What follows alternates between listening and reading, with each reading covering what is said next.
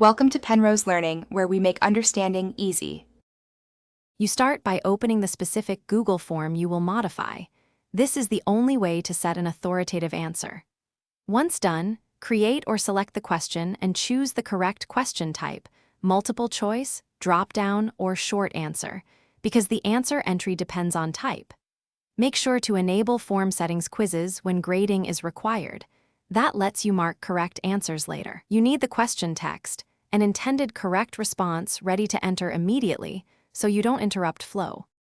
Now you will enter the official answer. For multiple choice or drop-down, click the correct option. For short answer, type the exact accepted response and set response validation when partial matches or patterns are allowed. Once you've entered the correct answer, assign points and optional feedback so grading is consistent.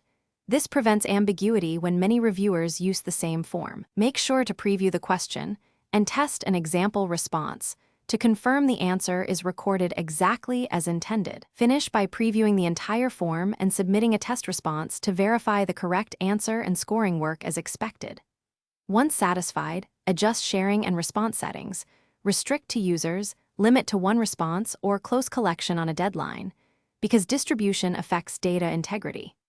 If grading fails, troubleshoot by checking exact spelling, response validation patterns, or that the question type supports answer keys. The typical fix is correcting the canonical answer or validation rule, then retesting. Thanks for watching. If this was helpful, leave a like and consider subscribing. See you next time.